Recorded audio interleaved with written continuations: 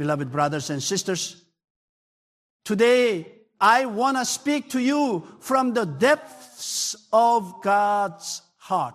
There is a truth that has been hidden for far too long, a truth that has been twisted, misused, and even sold for profit. Many of us have been taught, without question, that giving a portion of our income as tithes is not only required, but the measure of our faith. But what if I told you that this teaching, as widely practiced today, is not what God intended? Our God is a God of love, freedom, and abundant blessing. He does not need our money. He desires our hearts. Yet, over centuries, a distortion crept into religion, turning faith into obligation, generosity into a transaction, and God's word into a tool for profit. Today, we will uncover the layers of this tithing myth. We will explore the true heart of giving, the freedom God intended, and how religion, in some cases, has twisted His word for its own gain. This is not just an intellectual exercise, it is a spiritual awakening. If your heart is ready to see clearly, to break free from chains you may not even know exist, then I promise you, today's message will open your eyes to God's true heart for you. Let us walk together with faith and courage into the truth that sets us free. To truly understand the story of tithing, we must first travel back in time beyond the pews and pulpits we know today into the heart of the ancient world where the practice first took shape. You see, many of us have been taught from childhood that tithing is a commandment, a requirement that God imposed on His people, and yet the truth is far richer, far more nuanced, and far more liberating than the rigid rules we have been handed. Tithing, in its earliest form, was not about coercion or religious control. It was deeply rooted in a culture of gratitude and communal survival. Ancient civilizations, including the Hebrews, used the concept of a tenth as a way to sustain the priesthood, to care for the poor, and to ensure that the community thrived together. It was never meant to be a tool of manipulation or a burden placed upon the faithful. In the book of Genesis, we read of Abraham giving a tenth of all to Melchizedek, the priest of God Most High. But pause for a moment and consider what this act truly represents. Abraham was not responding to a law written in stone. He was giving from a place of gratitude and recognition of God's provision. It was an act of worship, a spontaneous acknowledgement that every blessing he had received, from prosperity to protection, came from the hand of God. This is very different from the rigid, legalistic tithing many of us encounter today, where the focus is on obligation rather than devotion. What Abraham modeled was generosity rooted in faith, not in fear, and certainly not in guilt.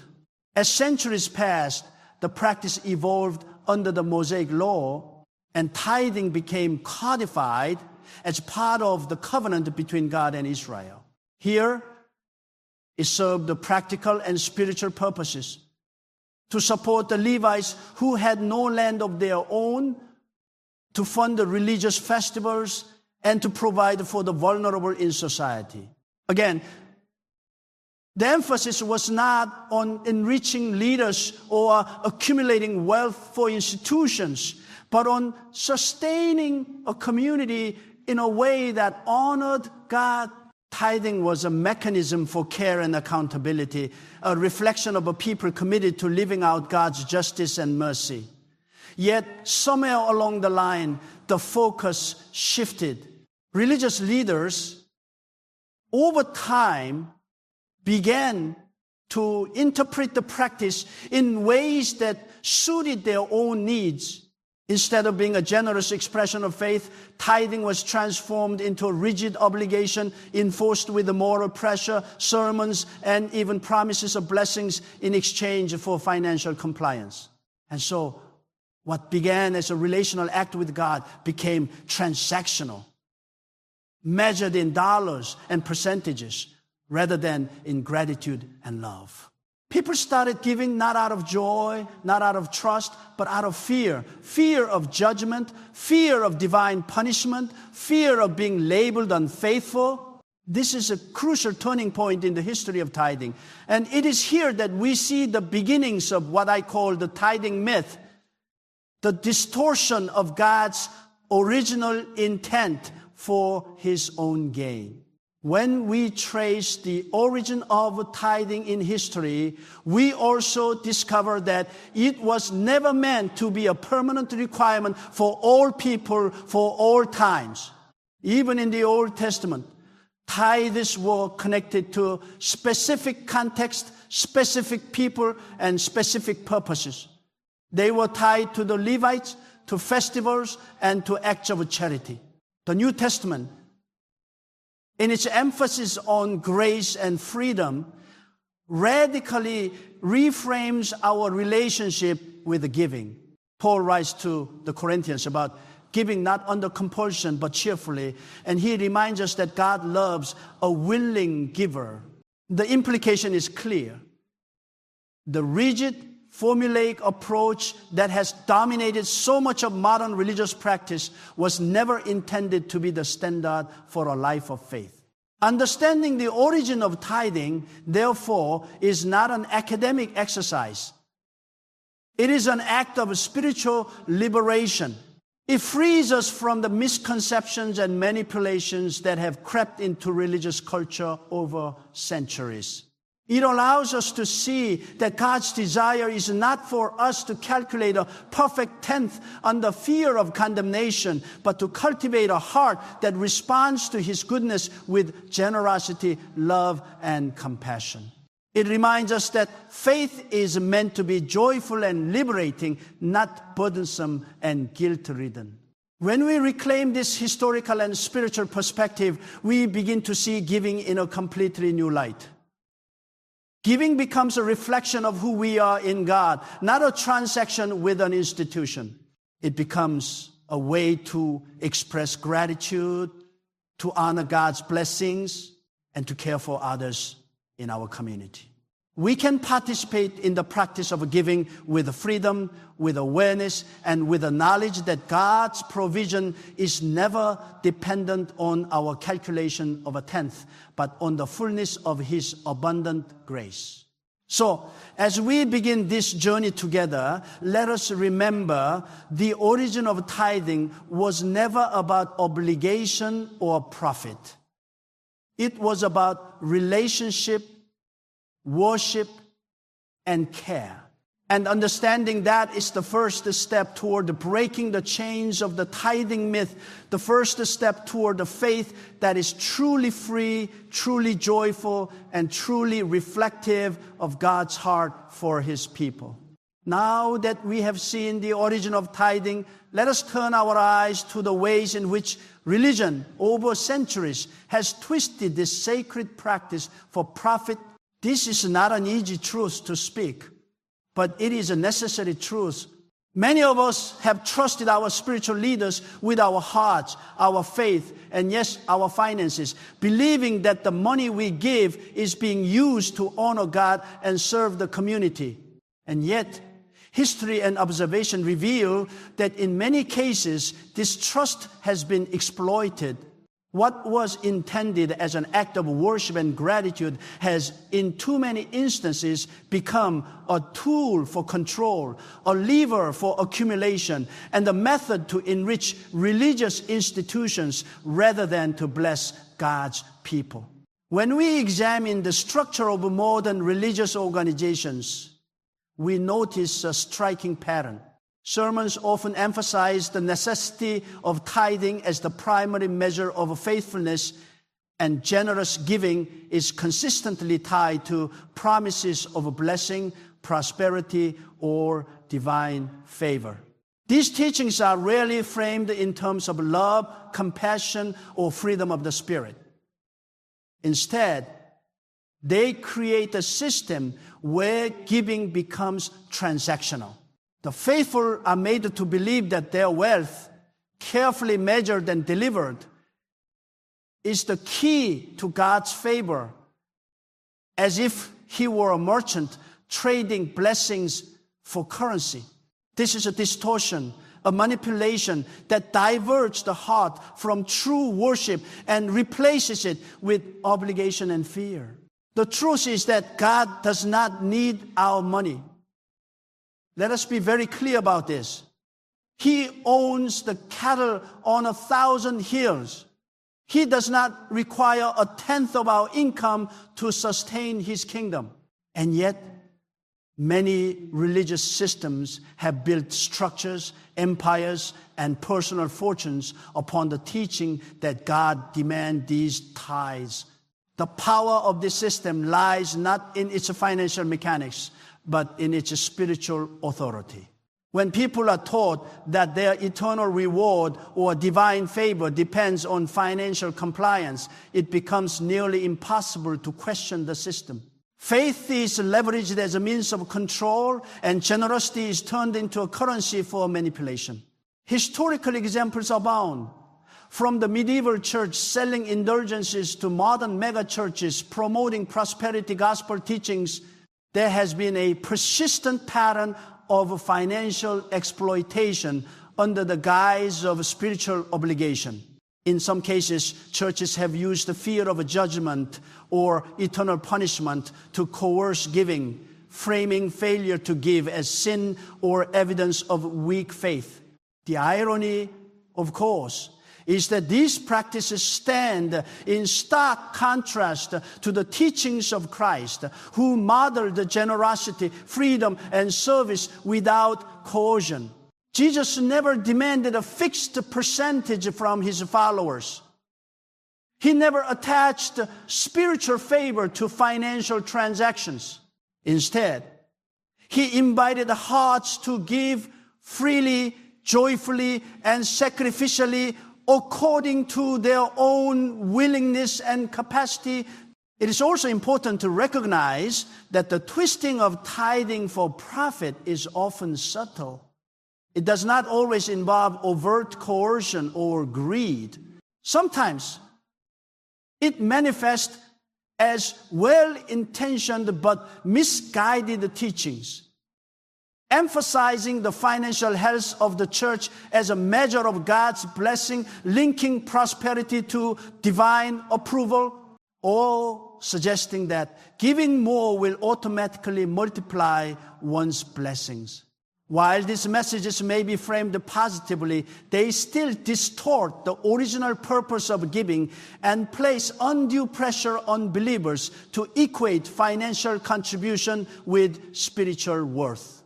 The spiritual consequences of this distortion are profound. Many believers carry guilt, fear, and anxiety about money because of these teachings. They give reluctantly or out of compulsion, never experiencing the true joy of generosity. Others, frustrated or disillusioned, may withdraw from faith entirely, believing that God's love is transactional rather than unconditional. And yet, the heart of God is entirely different. His desire is to inspire love, gratitude, and freedom, not fear and obligation. When we understand that the tithing myth has been manipulated for financial gain, we can begin to reclaim our spiritual power and realign our understanding of giving with the original intent to bless, to nurture, and to serve. Breaking free from this distortion also requires discernment. It requires asking difficult questions. Who benefits from my giving? Does the teaching I am hearing reflect God's heart or human ambition? Am I being encouraged to give out of joy or out of fear? These questions are not acts of rebellion. They are acts of spiritual maturity. There are ways to protect our hearts from manipulation and to honor God with authenticity and integrity. Ultimately, when we confront the ways religion has twisted tithing for profit, we are not rejecting God. On the contrary, we are embracing Him more fully. We are refusing to let human agendas hijack our relationship with the Creator. We are choosing to give from a place of freedom, trust, and love rather than compulsion, guilt, or fear. And in doing so, we participate in a spiritual restoration, a return to a form of a faith that is vibrant, joyful, and rooted in God's heart rather than human gain. So, as we reflect on this keynote, let us open our eyes to the subtle and not so subtle ways that tithing has been distorted. Let us commit ourselves to generosity that is authentic, joyful, and liberating. Let us remember that our giving is a reflection of God's abundance, not an obligation dictated by fear or manipulated by human institutions.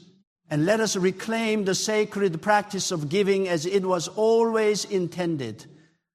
An act of worship, an expression of love, and a testament to a God who desires our hearts above all else.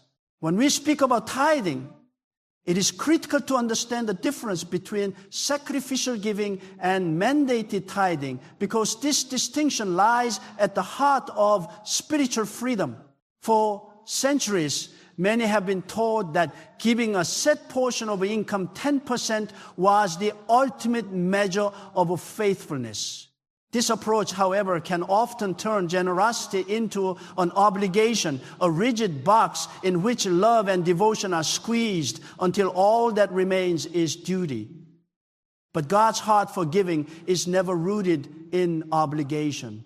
God desires a response of love, a willingness to share from the overflow of our hearts, not a mechanical compliance dictated by rules. The difference between sacrificial giving and mandated tithing is subtle, but it is profound, and it can radically transform how we relate to God, to others, and even to ourselves. Sacrificial giving is personal. It arises from a deep awareness of God's goodness and an earnest desire to participate in His work. When a person gives sacrificially, it is not about the percentage or the numbers, it is about the intent of the heart. Sacrificial giving is often inconvenient. It requires courage, trust, and sometimes even risk. Abraham, for example, demonstrated sacrificial giving when he offered his son Isaac, not because he was commanded to measure a specific portion of his wealth, but because he understood that true devotion required complete surrender. This type of giving comes from a place of intimacy with God, from a recognition that everything we have is ultimately His, and that sharing those blessings with others is a reflection of our love and gratitude. Mandated tithing, by contrast, shifts the focus from the heart to the ledger. It emphasizes obligation over intention, compliance over love. When believers are taught that their spiritual standing is directly linked to a fixed financial contribution, giving can quickly become a transaction. Give 10%, receive a blessing. Give less, face judgment. This approach undermines the relational aspect of faith and reduces generosity to a simple exchange. It pressures people to calculate and to conform rather than to respond freely and joyfully. Instead of encouraging trust in God's provision, mandated tithing often cultivates anxiety, guilt, and fear emotions that are antithetical to the very essence of faith. The danger of confusing sacrificial giving with the mandated tithing is that it can distort our understanding of God's character. If we believe that our value in God's eyes depends on a strict financial formula, we risk viewing Him as transactional rather than gracious. We begin to think that God's blessings must be earned. rather than received as the natural overflow of His abundant love. And when we internalize this belief, our giving loses its sacred dimension and becomes a chore, a rule-following exercise, or a source of spiritual anxiety. Sacrificial giving, on the other hand, aligns with the heart of the gospel. Jesus consistently taught that generosity is an expression of faith, not a measure of obligation. He praised the widow who gave 2 small coins, recognizing her heart and her sacrifice, not the amount she gave. He never prescribed a fixed percentage for His followers. His teaching was always about willingness, about joy, about trust in God's provision, and about the love that motivates giving. This illustrates a fundamental principle. God measures the heart, not the checkbook.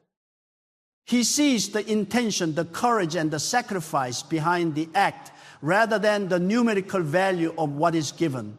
Understanding this distinction also liberates believers from a culture of fear and manipulation. When giving is no longer about meeting a mandated quota, people can give according to their ability, their resources, and their discernment.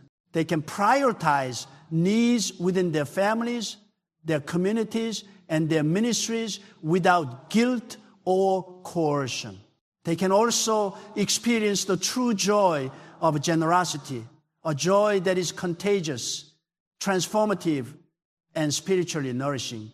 This is the type of giving that builds communities, strengthens relationships, and aligns with God's vision for abundant life.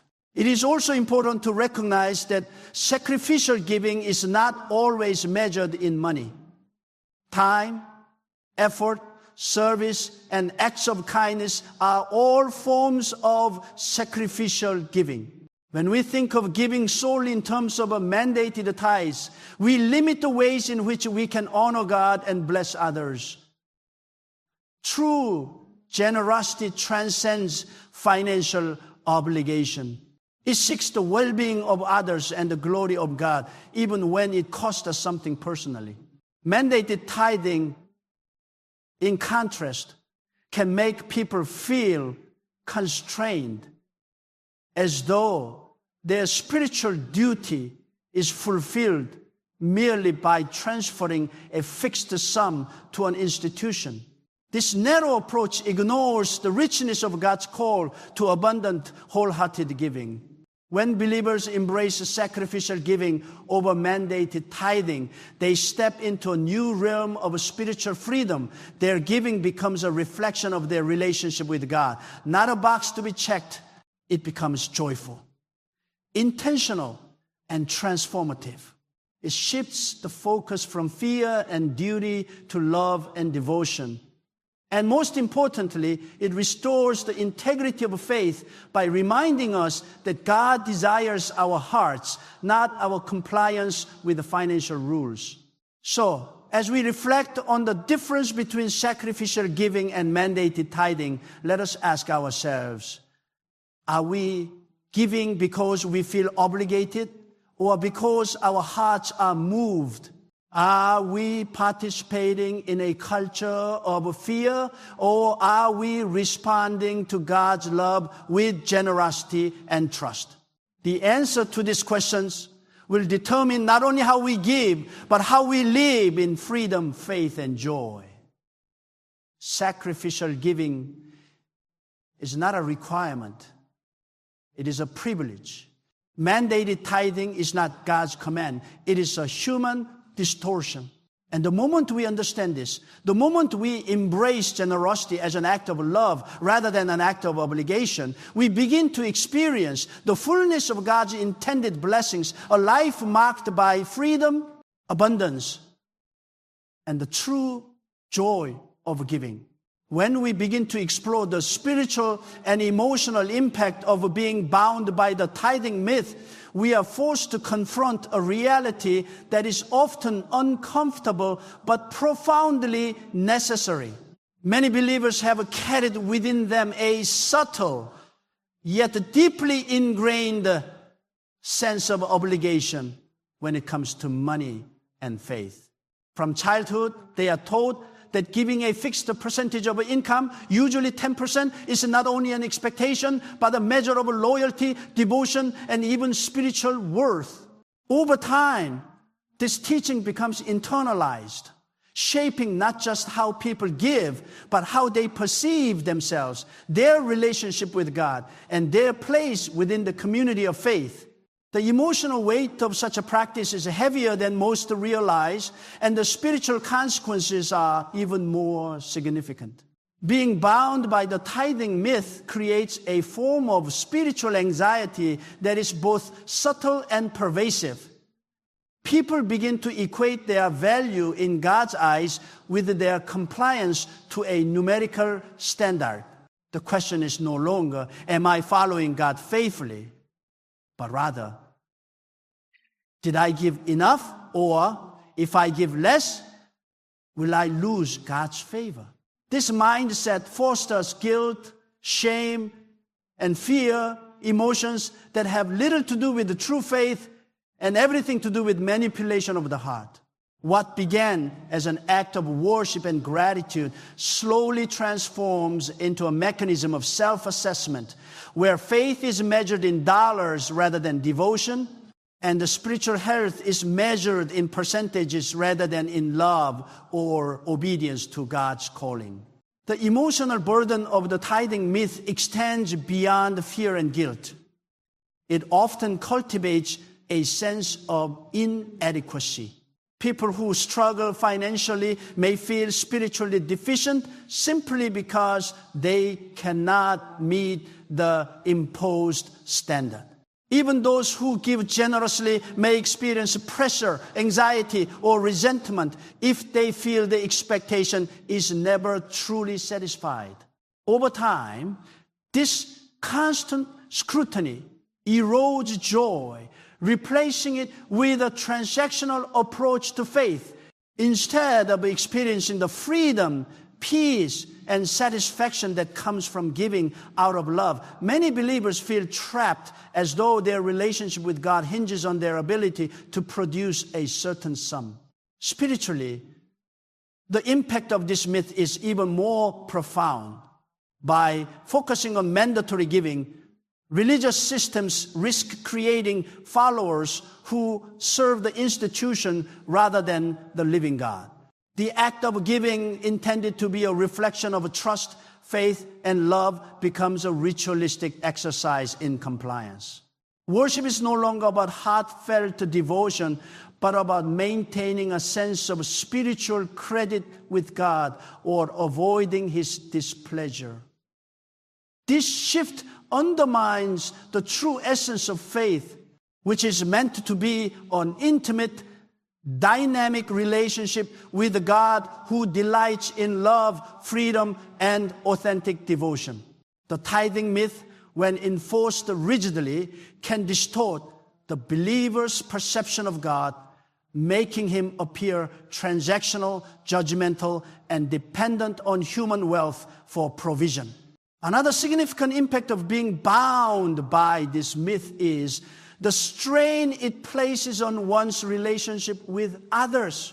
Family discussions, marriages, and friendships can all be affected when financial giving is treated as a spiritual obligation. Differences in income, financial understanding, or personal conviction may become points of attention, shame, or conflict. Children growing up under these expectations may internalize feelings of inadequacy or fear, learning early that love and faithfulness are measured by compliance rather than character. Communities of faith, too, can become environments of judgment and comparison, where generosity is admired only when it meets or exceeds a standard, rather than celebrated for the intention and heart behind it. Yet, there is hope. Understanding the emotional and spiritual consequences of the tithing myth is the first step toward liberation. Recognizing that God's love and blessing are not contingent upon a rigid financial formula allows believers to reclaim the joy of generosity It empowers them to give freely, creatively, and sacrificially without fear of judgment or failure. The focus shifts from obligation to intention, from guilt to gratitude, and from fear to faith. In this liberated space, giving becomes transformative, not just for those who receive, but for those who give. Hearts are open, relationships are strengthened, and faith flourishes in a context of freedom and love rather than compulsion. Breaking free from the emotional chains of the tithing myth also enables believers to experience a deeper connection with God. When we stop measuring our devotion by the size of our financial contributions, we begin to see faith as God intended, a journey of trust, obedience, and love. We learn to discern the movements of the Spirit in our lives and to respond with generosity that is authentic, meaningful, and deeply satisfying. We discover that God values the heart behind the gift far more than the gift itself, and that the blessings He offers are rooted in grace, not in calculation. In the end, the emotional and spiritual impact of being bound by the tithing myth is far-reaching, touching not only the individual, but families, communities, and the broader perception of faith itself. By confronting this reality, we open the door to freedom, authenticity, and transformation. We reclaim the sacred act of giving as it was always intended, a joyful response to God's abundant provision, an expression of love and compassion, and a testament to a heart that desires to honor Him above all else. When we release ourselves from the chains of obligation, we step into a life of faith that is vibrant, joyful, and deeply aligned with the heart of God. When we speak about the freedom and true generosity, we are speaking about the heart of God's intention for His people. Generosity, in its purest form, is a reflection of a divine love, a love that is unbounded, unearned, and overflowing. Yet, far too often, this freedom is obscured by religious teachings that frame giving as obligation, guilt, or a transaction. True generosity cannot exist where fear dictates action, where manipulation compels obedience, or where our sense of worth is tied to compliance. The moment we understand that God desires our hearts above all else, the moment we embrace giving as a free and joyful expression of love, we begin to step into a life of spiritual abundance. Freedom in giving is a liberation of the soul. It is the realization that God does not need our money, our possessions, or even our perfection. What He desires is our willingness to participate in His work with a heart that trusts Him fully. When generosity is mandated or coerced, the joy of giving is lost, replaced by a sense of duty or fear. But when we give freely, out of love and gratitude, we experience a spiritual fulfillment that no obligation can produce. This type of generosity is not measured by percentages or amounts. It is measured by the sincerity of the heart, the courage to share despite personal cost, and the desire to bless others simply because God has blessed us first. True generosity also requires discernment and intentionality. It is not simply about writing a check or fulfilling a ritualistic quota. It is about engaging with the needs of the world around us, seeking opportunities to lift others, and responding to the prompting of the Spirit in a way that is meaningful and sacrificial. Abraham gave a tenth to Melchizedek, yes, but he also gave sacrificially in ways that went beyond any prescribed formula. The widow in Jesus' story gave all she had, not because she was required to, but because her heart compelled her. These acts of true generosity reveal a principle far deeper than any mandated system. God values the intention, sacrifice, and love behind the act far more than the material measure of what is given. Freedom in generosity also restores dignity and joy. When people give out of compulsion, they often feel a loss of agency, as though their hearts are not truly engaged in the act. Mandated tithing can create a sense of spiritual debt, a feeling that one must give in order to be acceptable to God. This undermines the core of faith, which is meant to be rooted in trust, gratitude, and joy. True generosity, by contrast, is empowering. It allows individuals to choose how, when, and what they give, creating a personal connection to God's work and a sense of fulfillment that extends beyond the act itself. It transforms giving from a transactional exercise into a spiritual discipline that nurtures the soul and strengthens faith. Another critical aspect of true generosity is its capacity to transform communities. When giving flows freely, without coercion or expectation, it fosters cooperation, compassion, and shared responsibility.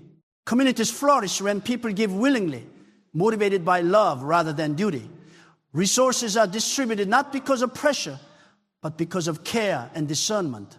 Acts of generosity inspire more generosity, creating a ripple effect that extends far beyond the initial act.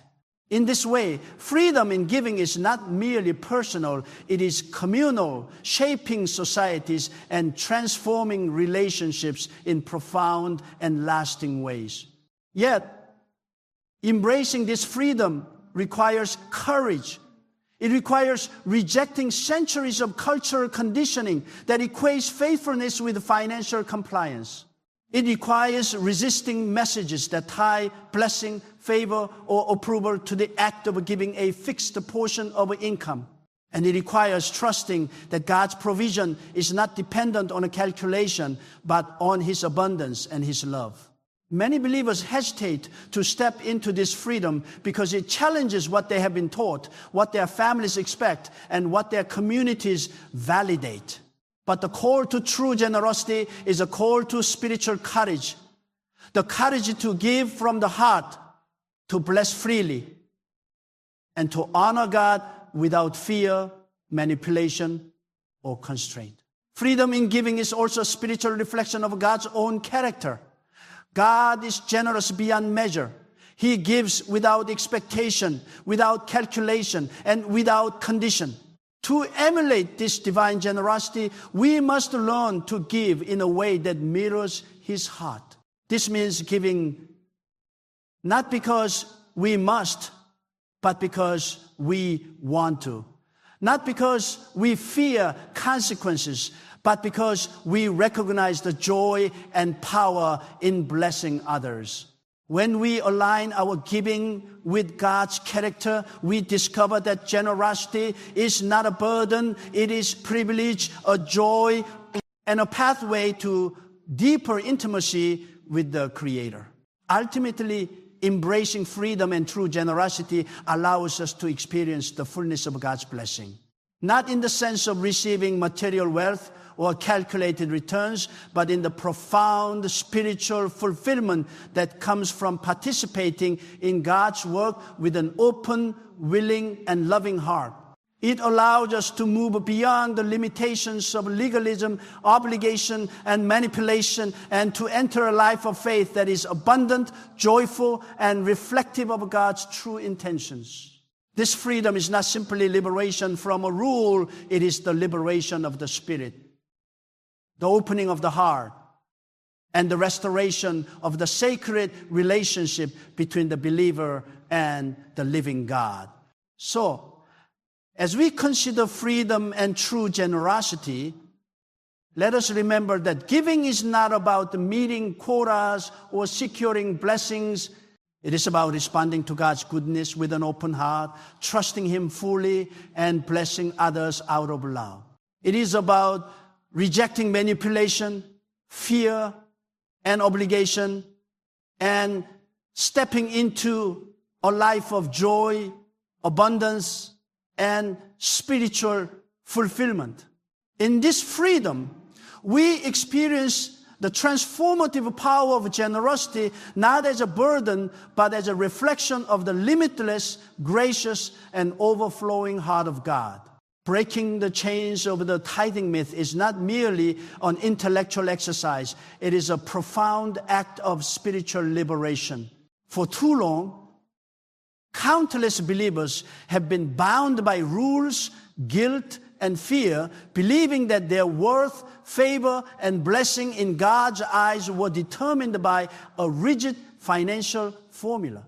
This belief has left many feeling trapped, anxious, and spiritually exhausted, as if obedience were measured in percentages rather than in the sincerity of the heart. But the good news, the liberating truth is that God never intended for His people to live under such bondage. He desires freedom, joy, and a relationship rooted in trust and love rather than obligation and manipulation.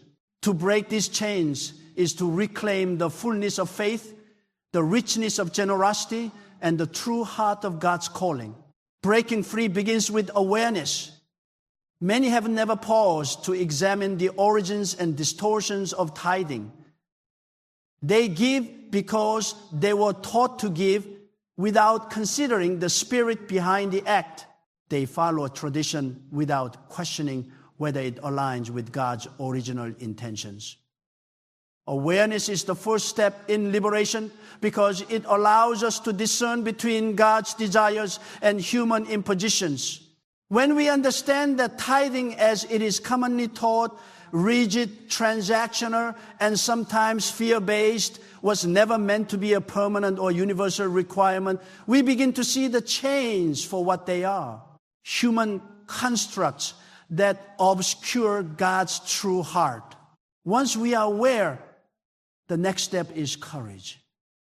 Breaking free from the tithing myth requires spiritual courage because it challenges deeply held beliefs, family expectations, and long-standing religious traditions.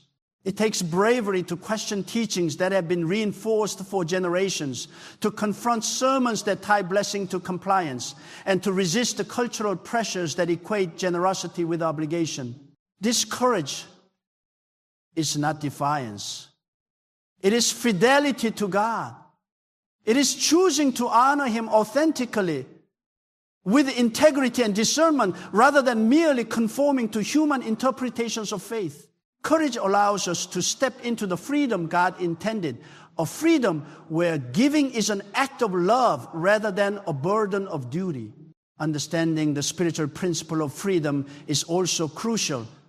God desires a heart that gives willingly, a life that responds joyfully to His provision, and a faith that operates in grace rather than fear. When we give freely, we participate in the transformative power of God's love. Our generosity becomes a reflection of His abundance, not an attempt to earn favor or secure blessing. This principle extends beyond the money to every aspect of our lives: time, service, compassion, and attention. Breaking the chains of a mandated giving frees us to bless others in ways that are meaningful, sacrificial, and authentic, reflecting the heart of God rather than the constraints of human expectation. Embracing freedom also restores spiritual balance. Many believers have struggled with guilt, anxiety, and spiritual insecurity because of the tithing myth. They have felt pressure to meet quotas, to calculate precisely, and to conform, often at the expense of their own well-being or the needs of their families. When these chains are broken, a sense of peace and clarity emerges. Faith becomes a relationship, not a transaction. Giving becomes an act of joy, not a source of stress. Believers can now respond to God's prompting with discernment, conscience, and love, experiencing the fullness of His grace without fear of inadequacy or judgment. breaking free has communal implications as well. Religious systems built on the tithing myth often foster environments of comparison, judgment, and competition where giving is valued over the intention behind it. Once individuals embrace freedom, communities begin to shift. Generosity becomes authentic rather than coerced. Relationships grow stronger because people give from love, not obligation. Communities become places of encouragement and support rather than pressure and shame. The ripple effect of authentic giving transforms not only individuals but the entire environment, creating a culture that mirrors God's heart rather than human manipulation. This liberation also restores the joy of worship. When giving is no longer tied to fear, obligation, or manipulation, believers can approach God with open hearts, unburdened by guilt or expectation. Worship becomes an authentic encounter, a celebration of God's goodness and provision. Giving becomes a privilege, a natural response to blessings already received, and a tangible expression of love for God and others. In this freedom, we experience faith as it was always intended, alive, vibrant, and transformative. Finally, breaking the chains of the tithing myth calls us to a higher spiritual calling. It invites us to live boldly in generosity, to discern with wisdom, and to participate fully in God's work with hearts unshackled by fear or obligation. It challenges us to model for others what it means to give freely, joyfully, and authentically. By breaking these chains, we reclaim the essence of true faith, a life of love, freedom, abundance, and trust in a God who desires our hearts more than our compliance. So, let us step forward with courage, awareness, and joy. Let us break free from the distortions, the fears, and the chains that have limited our understanding of God's intention. Let us embrace a life of generosity that reflects His heart, enriches our communities, and brings freedom to our souls. In breaking these chains, we are not rejecting God's calling to give. We are fulfilling it more fully, more authentically, and more powerfully than ever before. We are stepping into the abundant life He promised, not through obligation, but through love, faith, and the liberation of our hearts. Beloved friends, as we come to the close of this journey together, let us take a moment to reflect on what we have discovered. We have peeled back the layers of tradition, misconception, and manipulation, revealing the truth about a practice that has been presented to us for generations as a measure of a faith, a requirement of a devotion, and even a pathway to blessing. We have traced the origins of tithing, seen how it was intended as an act of gratitude and communal care, and recognized the ways it has been distorted for profit, control, and fear. We have explored the difference between sacrificial giving and mandated tithing, understanding that God desires the heart behind the gift, not the rigidity of a formula.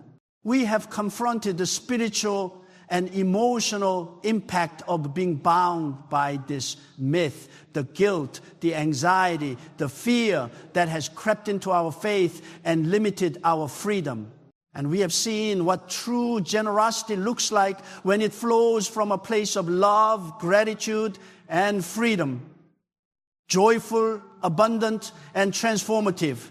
Breaking the chains of this myth is more than rejecting an outdated rule. It is stepping into the fullness of God's intention for our lives. It is reclaiming the joy of giving, the freedom to worship with authenticity, and the courage to participate in God's work without fear or manipulation. When we embrace true generosity, we not only honor God, we heal ourselves, strengthen our communities, and reflect the abundant, loving heart of the Creator in all that we do. Friends, God never asked for our money as a measure of His love. He asked for our hearts. He called us to give freely, to serve generously, and to trust fully in His provision. Today, we have been reminded that faith is never a transaction. Love cannot be measured by a percentage.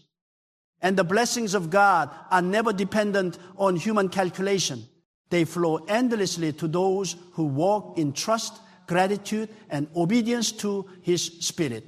So I urge you now, as you leave this place and continue your walk of faith, to examine your own giving. Let it be an act of freedom, not fear. Let it be an expression of love, not obligation. Let it be a reflection of your heart, fully surrendered to God, fully alive in His grace. Break free from the chains that have bound you. Step into the joy of true generosity. Reclaim your faith, your freedom, and your power to bless the world in the way God always intended. And as you do, remember this: God sees your heart. He honors your sacrifice, your love, and your trust. He delights not in the percentage of your giving, but in the depth of your devotion. Step boldly into this truth. Live in freedom, give from your heart, and experience the abundant life that He has always intended for you, a life marked by generosity, joy, peace, and unshakable faith. Amen.